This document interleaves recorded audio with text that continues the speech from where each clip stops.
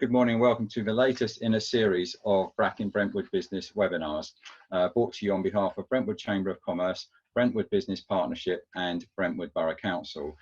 These are a series of webinars which we put together and run twice a week based on the various information which we feel we can supply you, the businesses in Brentwood, which will help you in order to improve the way you handle your business during the COVID-19 crisis.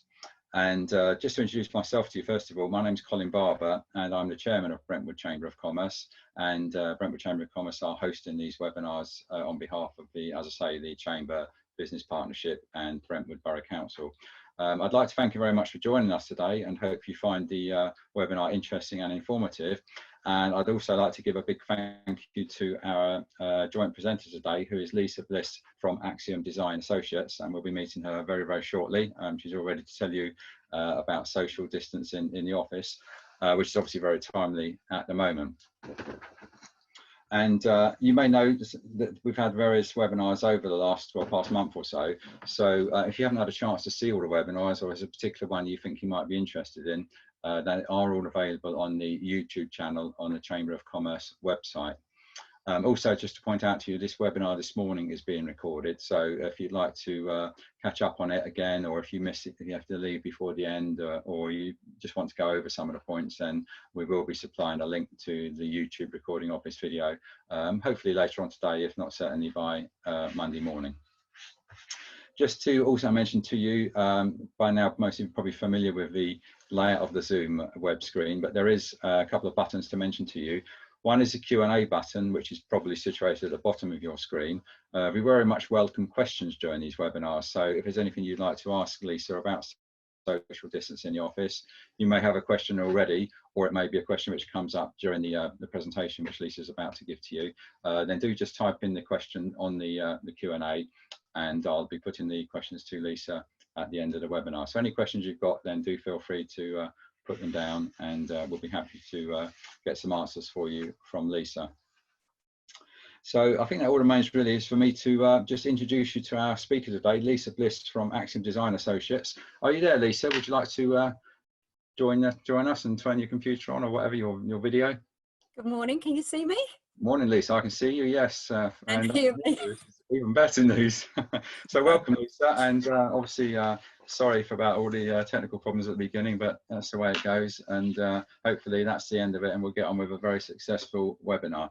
So I know you're going to talk to us today about social distancing in the office, which is obviously something which your company is very well suited to. But before we go on to your presentation, could you just perhaps give us a little bit of background information about Axiom Design Associates? Yes, certainly.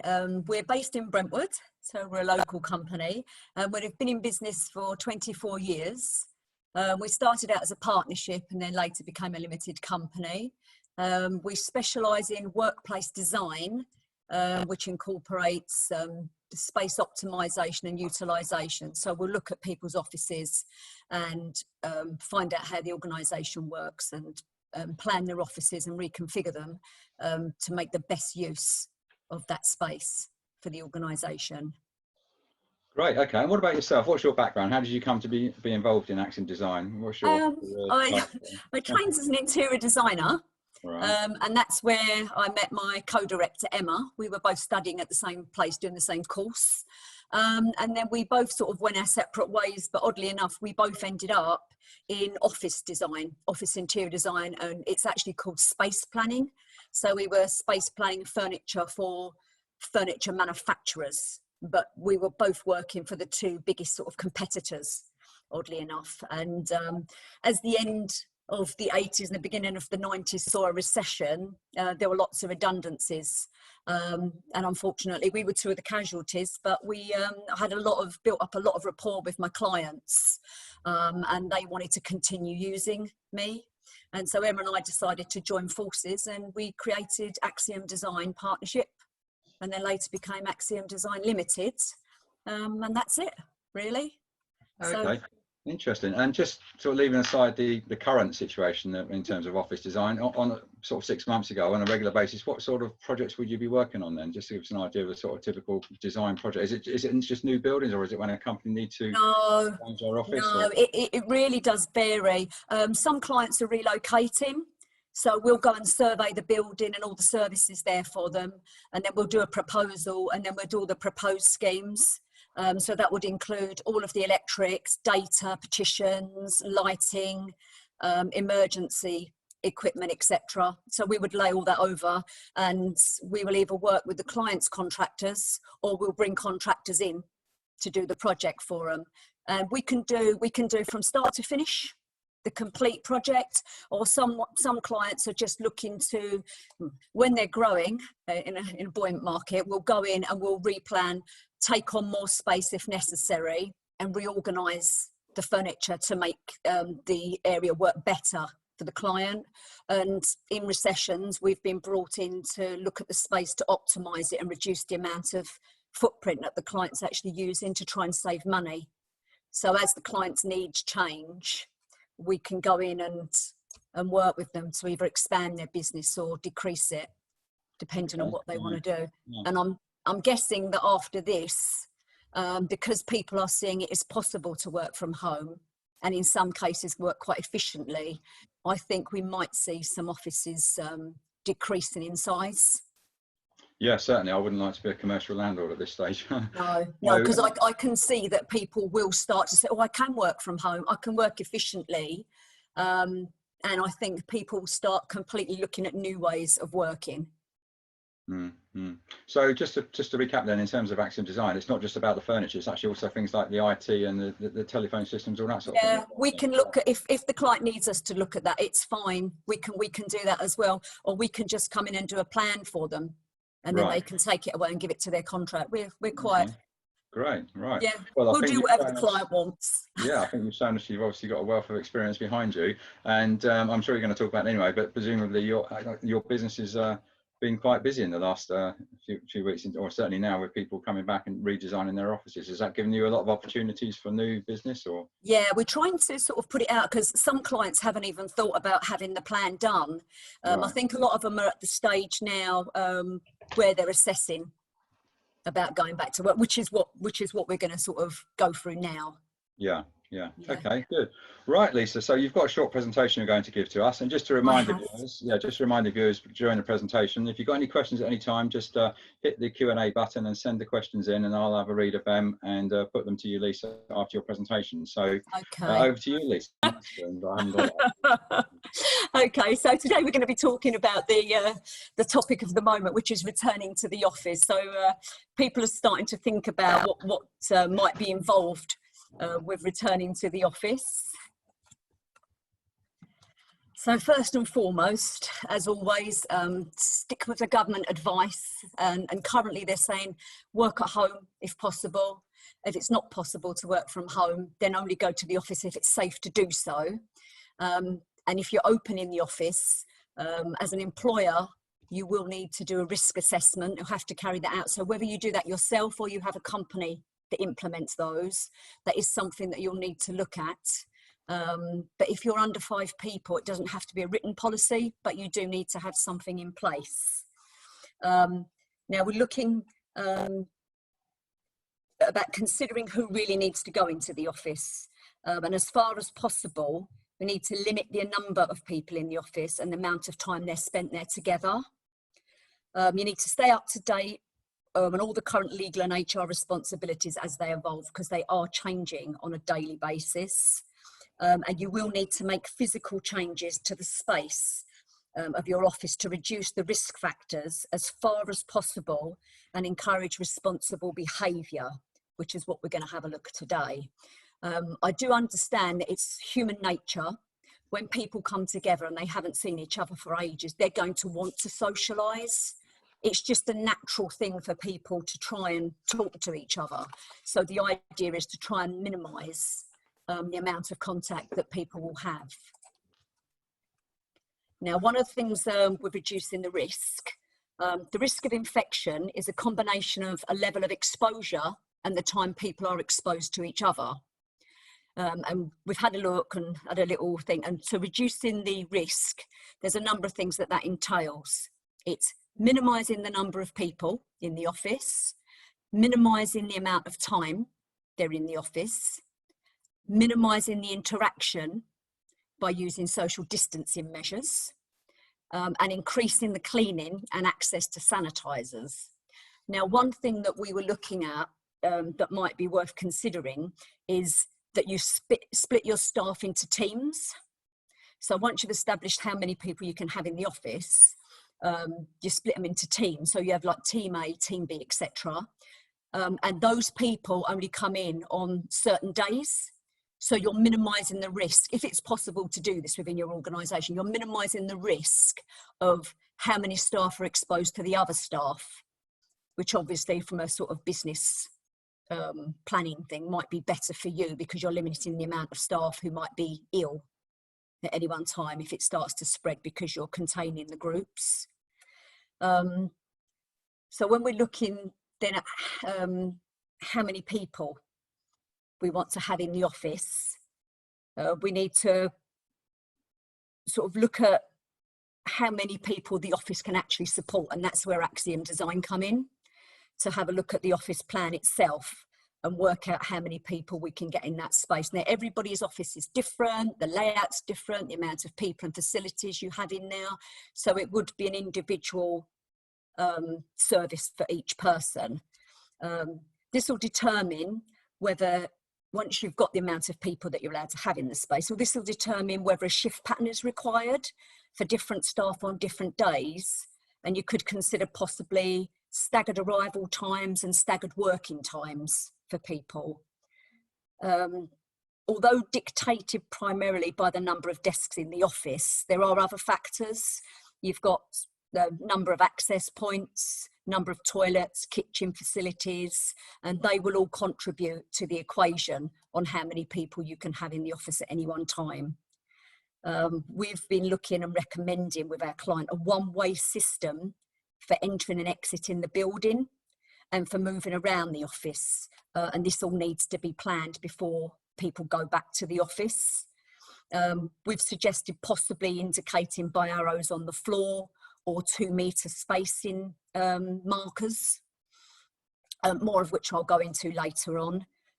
Caution in particular must be given at all times near doors and junctions where people could cross paths. And we need to try and highlight these in some way, whether that'll be tape on the floor or a sign or caution signs. It needs to be highlighted so that you're reducing the risk of people interacting in that way.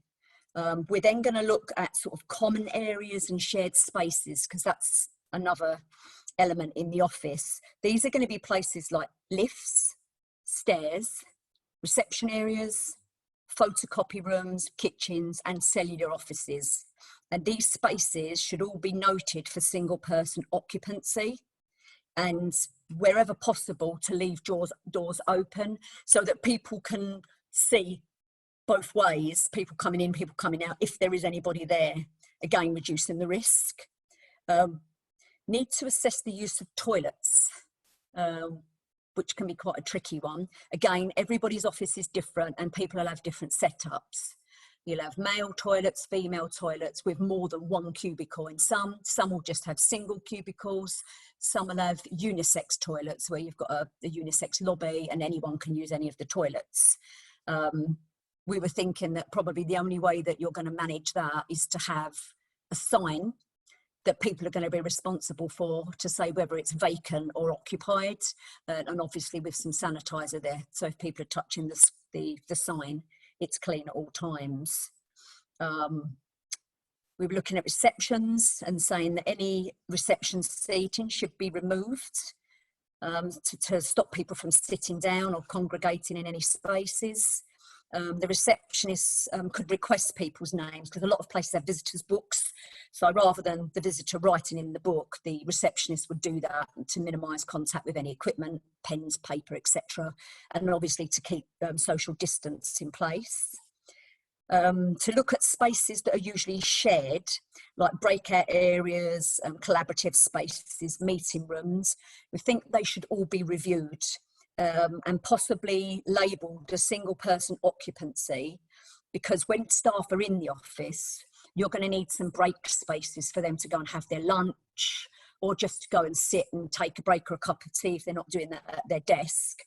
They will need to be provided with somewhere. So repurposing those spaces would be a good option. But in those spaces, we would say, if possible, remove all additional furniture. So any rooms that are going to be locked and out of use, maybe use them as stores, put furniture out of the way to discourage people from socialising or encroaching on social distance spacing. The other thing you could do if furniture does have to be left out is to look at immobilising it with warning tape. So with chairs, you could just go from arm to arm or round the seat itself with some of the warning tape, so that people have the message reinforced that you should only be using desks that are allocated and marked as social distancing only, and not be going to other areas in the office. Now, I have an example here. I understand that some people won't be familiar with reading office plans, and this was just to send over to the client for a discussion. If we were going to use this in a pack or a risk assessment pack or something to be put up in the office, we would need to make it less complicated. But just to explain here, the plan shows a number of desks that can be used in pink while maintaining a 2-metre distance. So all of the desks here, if I just show you, that are highlighted in pink, those are the ones that we've marked out as being social distance desks. Now, the red circle is a 2-metre distance radius around that person, and the inside one is a 1-metre distance. Now, I've had to do that because with the 2 metres, it can be different. So that's a 2 metres person space, but if 2 people were together, like up here, you can see those people are safe because they're more than 2 metres apart, because that's 1 metre and this is another metre. So they're actually about 2.5 metres, even though they're sitting at desks. Now, we wouldn't recommend people facing each other, even though there are some products coming on the market now that I can show you later. We're trying to keep people at their 2 metre distances. Now, with this one, the thing with the 2 metre distancing, I needed to do that because of corridors. They've got a lot of corridors in this that go around the centre, and I was struggling here with people in the centre. If I put anybody on the outside seats, that 2 metre space would encroach onto the corridors, putting them at risk and the people in the corridor. So that was the reason for the outer one.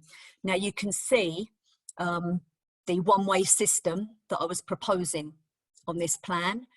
So they would come in, people would come in the front and see reception, and then they would go clockwise around the building following these arrows, and at any junctions like here there are caution signs. So this is where we would need to look at putting caution signs or markings on the floor to warn people that there's a junction and people are likely to come out. Again here at the toilets and here, and then when we get to the meeting room, actually we don't recommend the use of meeting rooms, but the client was asking if we could look at a meeting room, how many people in their space could they actually have a meeting with, and how would it work? Now this one's unusual. It's quite a large room. They would normally have about 12 to 14 people in this room, but I've recommended they have a one-way system in here again, which comes in and goes clockwise around the room and then out through the second door. Now I've numbered the seats, so people would go in and round and would seat at seat 1, seat 2, seat 3 and seat 4, and then they would vacate the room by the same process, by the same numbers, 1, 2, 3 and 4. But we were recommending that even if people are sitting in this room, it's for the shortest amount of time, and possibly using some perspex screens in between them, just to, I don't know, if somebody sneezed or somebody coughed, just to limit the amount of airborne particles. But we don't really recommend meetings if possible, not face-to-face meetings, as much as possible to try and use Zoom or some video conferencing or emails or text messaging, emails, whatever, you know, just reduces the amount of social contact. There are areas on here which are labelled as single person occupancy, and that's the office here, the photocopy room, the kitchen, reception obviously is one person, and then we've got the comms room, again would be one person. One of the meeting rooms here has been taken over as a storeroom to try and get rid of any excess furniture. And with the toilets here, I can show you, they have a female toilet that can be seen from the corridor. So that's the one we were recommending that they use. All these other toilets have been locked. And then the male one would be on the corridor here, but again, caution when exiting and people coming down the corridor.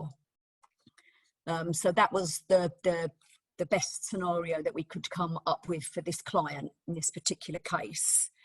As I said, the proximity to the corridors in the centre area meant we could only have 2 people because otherwise it would encroach. This floor, for example, would normally accommodate 34 open plan desks, but with social distancing measures, we can only provide 8. So depending on the layout, that depends on what's possible to achieve. And the desks that are to be used must be clearly marked in some way. So I would recommend stickers, so social distancing stickers. And as staff come into the office as well, we would recommend that they go to their desk. They're provided with a box, an archive box, and they clear all of their personal belongings from that desk and put them away so that it can be easily cleaned and maintained on a regular basis. As I say, every building is different, so it will just depend on what the layout would be. And I say any other chairs, if they can't be removed and locked away in an office or a room, then tape to be put across the arms to stop people from using them. Some of the protective products that we've been recommending to clients, this is a U-shape. So that's a complete unit that can sit on the desk with very minimal fitting. It's coated in a vinyl fabric that's easy to clean with antibacterial spray. There are floor standing ones. These are mobile. You can have the 2 lines of dots, which is what you would see on normal partitioning, office partitioning glass, which complies with the regulations for visibility. Or you could instead use the social distancing signs. So if you wanted, rather than put them on the floor, if you wanted to show your route, you could put the signs on these perspex screens. There are static ones as well if you didn't want mobile, but we quite favour these because they're quite simple. They're an L-shaped unit, and you can have them vertically or horizontal.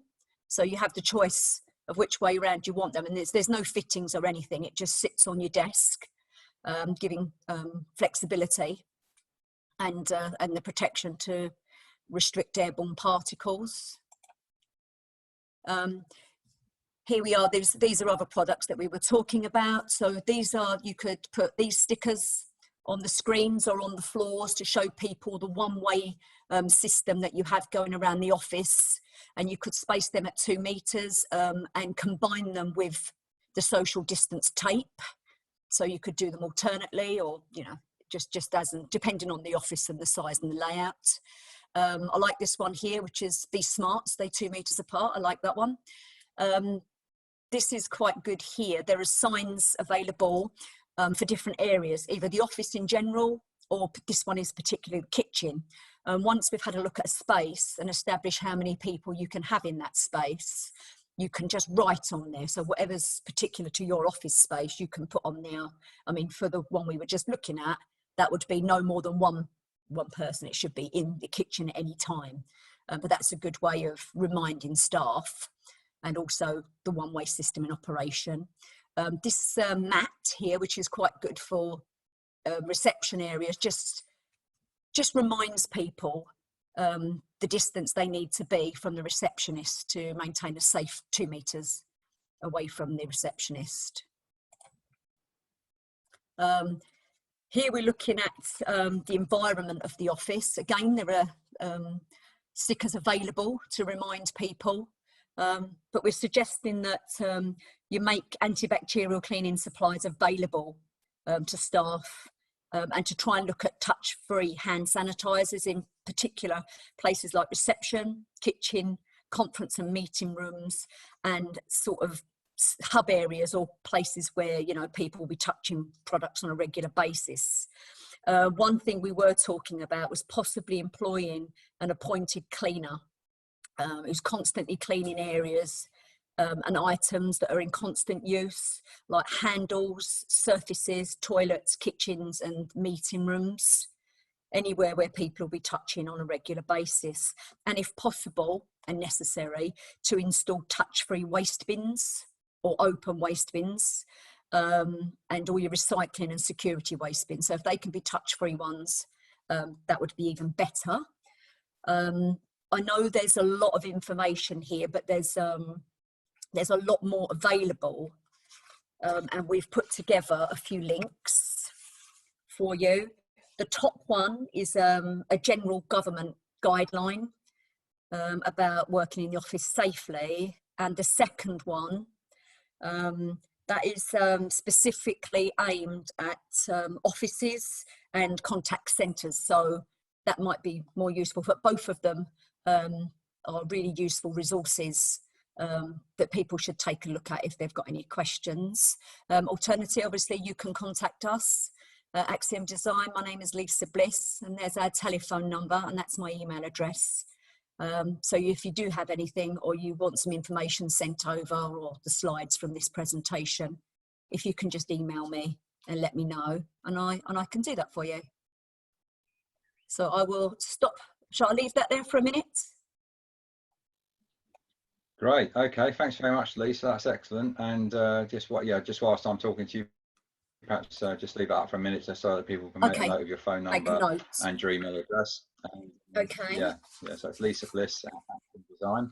And yeah, it was a really interesting presentation, and it certainly showed how many things people need to think about if they're managing an office or responsible for bringing people back into an office.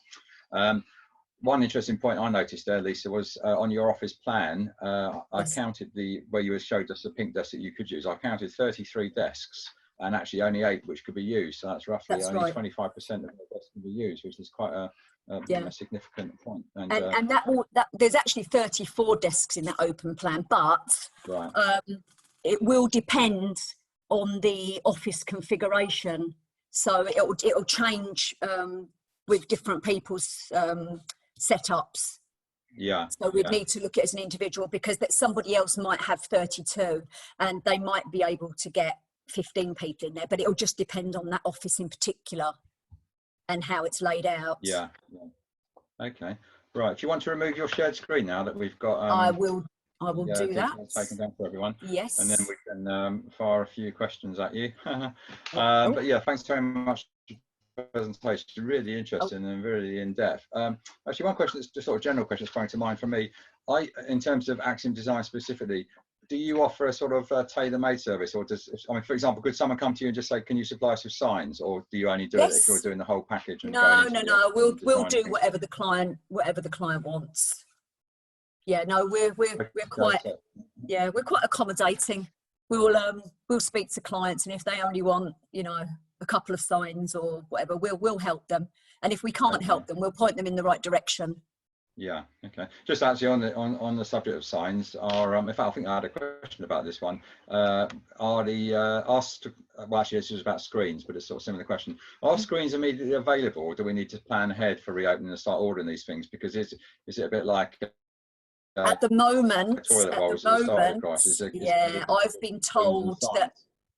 I've been told that manufacturing is going crazy at the moment with perspex.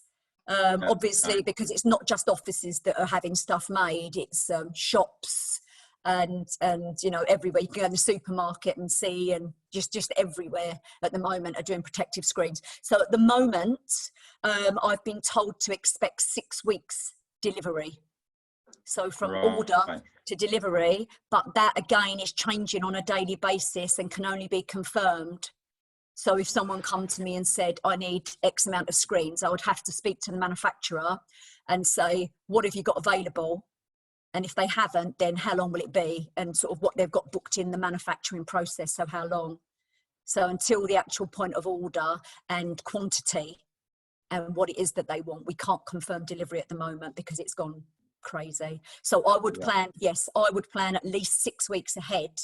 So get your office plan sorted, see how many desks you can actually physically use, and then look at the protective products. But advanced planning would be advisable. Okay, so now is definitely the time to start thinking ahead and deciding exactly what you need. Yeah. Okay. Just preparing. Get the risk assessment done first of all. Establish who needs to come into the office, and then we need to see how many people you can physically get in there. And then you need to look at, as we were saying, look at your rotas and your teams. Yeah, I was just about to ask you about the risk assessment actually, because you did mention that at the beginning of your presentation, and I think you said something about if it is. Is it correct? You said if there's less than 5 employees, you can do it yourself. Does that mean if there's more than 5, you need to do it? No, when you're under 5 people, there's a lot of things that don't sort of apply to you. Right. Okay.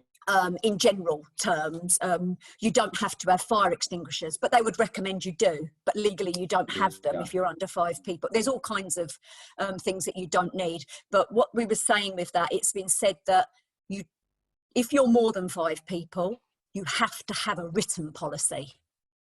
Right. But if you're under 5 people, it doesn't have to be written, but you do have to have one, so that you can advise staff. But and if you're doing it, I would say write it anyway. Sorry?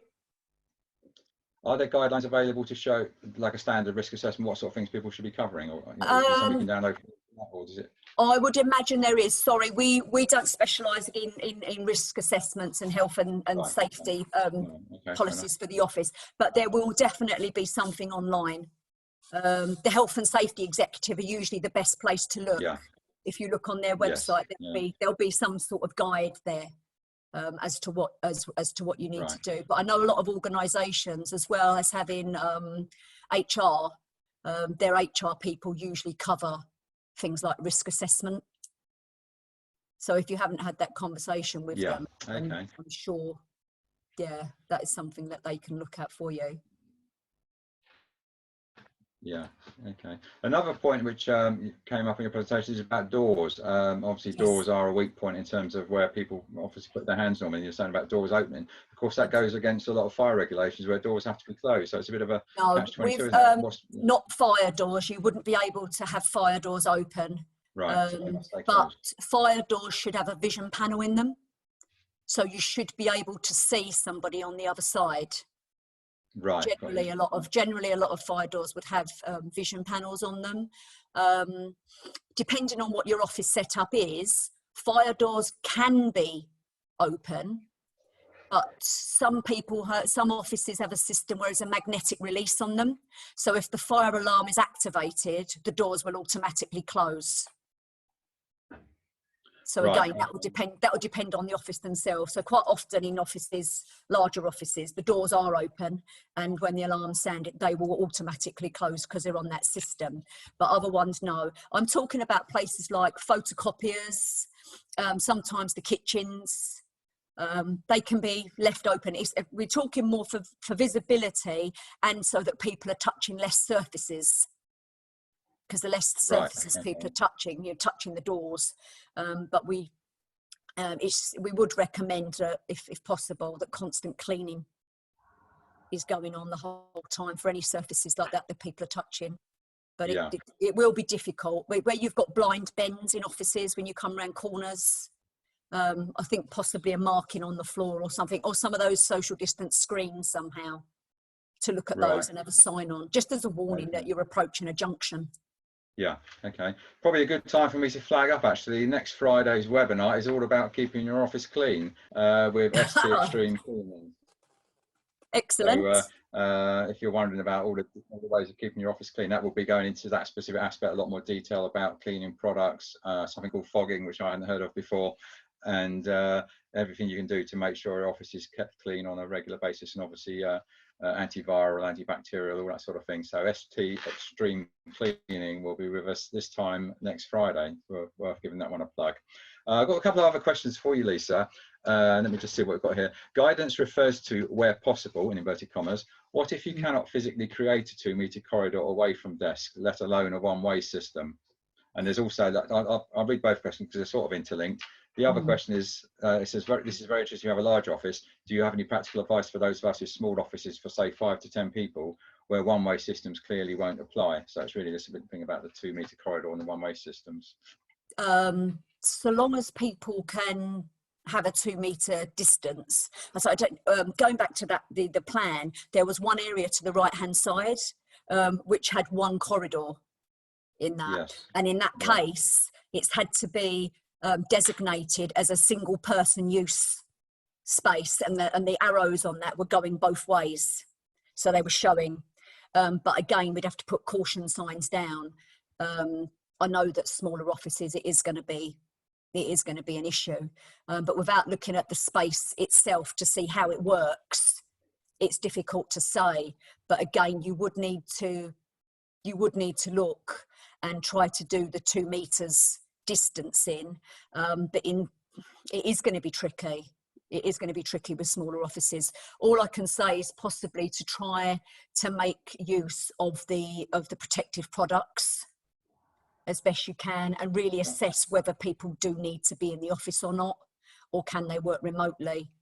And again, talking about looking at phasing people and have the minimum amount of people in the office at any one time, until things change and we have a vaccine, or the threat is, down to a level. Yeah. So where do you think are the particularly weak points of an office, and where do you think is the most difficult part? I mean, obviously communal areas, maybe staircases, or whatever. It is going to be places like the lifts, the stairs, junctions where people cross paths or are likely to cross paths, which is why it's important to try and establish a route around the office. And if you can't do that, is to make it very, very clear that this is a shared route, and it's hopefully the route is going to be visible so you can see if somebody's coming. But if not, we just have to look at it on a project by project basis and see what can be achieved in that space. Right. Okay. Just to remind those of you watching this morning, if you do have any questions, then do feel free to hit the Q&A button and type your questions in, and Lisa will be happy to answer them for you. I was just thinking, actually, Lisa, we're talking about the shrinkage in the number of people working in offices, but I guess on the other hand, there will be more demand for office space, because the amount of office space per person will actually potentially increase quite significantly, won't it? So in actual fact, companies will need larger offices rather than smaller offices for the same amount of people, so to speak. If that makes sense. I don't know if it's actually going to go that way. Be nice for us, perhaps, if it did. My next question, actually. Do you have friends? But I honestly think that a lot of organisations now are going to be looking at people working from home, and they will need to do risk assessments as well if people are going to be working from home for long periods at home, to make sure that the staff have the correct equipment to be working with. But I have a feeling that organisations are going to be reassessing the way they work. Yeah, sure. Yeah. Now, and I think they're going to realise that people can work from home. They can have meetings virtually, and I think they're actually finding it's working quite well. You will have the other side, though, where I've spoken to clients and they've got some sort of younger staff who perhaps are still at home with their family or their parents, and they want to get out of the office and go to work. Get out of the house and go to work. So they want to go to the office. They don't want to be at home. There are others who have really poor internet connection and find it extremely frustrating. So there are other sides of it where, some people would like to work at home sometimes, and others just don't want to work at home at all. Yeah. So but as you say, there will definitely be an increase in the amount of people working from home. So I can see that, definitely. So do Axiom Design Associates offer a home office design service? No. Or will you in the future? No, we only do the offices. We only do commercial office space. Sorry. Right. Okay. Well, you never know. Maybe there's a new opportunity for you there. I mean, So, we do supply furniture. right. We haven't done it on an individual, but we do have all of our manufacturers in place. So, Yeah. if people do want, if they are going to make a setup at home, then we can assist them in providing some desking and suitable chairs for them to sit and work. Right. Okay. Good. Well, I think we've answered everyone's questions. So, and I must say, Lisa, you certainly covered it very thoroughly. And Thank you. is there anything else you want to add before we just sort of wrap things up? No, just that if anybody does have any questions afterwards, if something just comes into their mind and they want to email, feel free. I put up my email address earlier, lisa@axiom-design.com. We would be glad to answer any questions that you have. And would you be able to, if someone sends you an email, would you be able to send them a copy of the slides which you used today? Okay. Yes, certainly. Yes, if anyone's interested in that. Right. So the way we work it, because of data protection, is if anyone does want those, then rather than us send them to you, if you could contact Lisa and tell her you were watching the webinar today, and then she'll happily supply you with a copy of the slides and also answer any questions which you have. And of course, just a reminder that the presentation will be up on YouTube later today, or if not, certainly by the end of the weekend for you to view, along with all the other previous webinars. I think there's about 7 or 8 up there already, which we've done already, which you can have a look at on YouTube, normally about 45 minutes long. Just one other point to mention to you, I've already mentioned about next Friday's webinar, which is all about keeping your office clean. As I say, these webinars at the moment are taking place twice a week. So the next date for the webinar is Tuesday the 19th of May, next Tuesday, where we have a webinar entitled Bounce Back Marketing. And it's everything you need to know in terms of how to market your business to ensure that you benefit from the hopefully upsurge in business as a result of people coming back, in terms of people coming back to work, consumer spending increasing, and there is history does suggest that often when you have a recession or a time like this, at some stage, it may not be imminently, it may not be within the next few weeks, but at some stage in most lines of business there will be a bounce back, and obviously you want to make sure that you benefit as much as possible from that bounce back. So we've got Jill Willis from a company called Attract and Engage, who will be joining me next Tuesday morning at 9:30 for the webinar. And please, as always, do sign in advance so that we know that you're going to join us for that. And just whilst I'm talking, one final question has popped up. Will you be emailing us the link to the video on YouTube? Yes. The way the Zoom works is they send out an email either one day after the event or 2 days after the event. So you should get an email at 9:30 tomorrow morning if it's up and running by then. If not, then 9:30 the following morning to tell you the link. But alternatively, if you just want to go into YouTube right now and type in Brentwood Chamber of Commerce, that will take you to the Brentwood Chamber of Commerce page where you will see all the existing webinars. And if you just check that out on a regular basis, then you'll see Lisa's webinar as soon as it's uploaded. So one final announcement to make, if you're not already aware of it, we have a webinar specifically for Brentwood Chamber of Commerce, a webinar next Thursday afternoon at 4 o'clock. It's like an extra webinar, which is a Q&A with our Member of Parliament for Brentwood, Alex Burghardt, who will be joining me for 1 hour to answer questions, any questions really which you have about the coronavirus epidemic and any factors which how that's affecting you. It doesn't have to, obviously it's a business-based webinar, but if you've got questions which relate to how it's affecting you personally, I'm sure Alex will be happy to answer them. But it would be very useful for us, 2 things. One, if you can, well, actually you do need to register in advance. We do have a capacity limit on the webinar. It's all already proven very popular. So do register for that again on the Chamber of Commerce website. And it would also be very helpful for us if you could submit your questions in advance, so that I can sift through the questions and put them in some sort of order to ask Alex.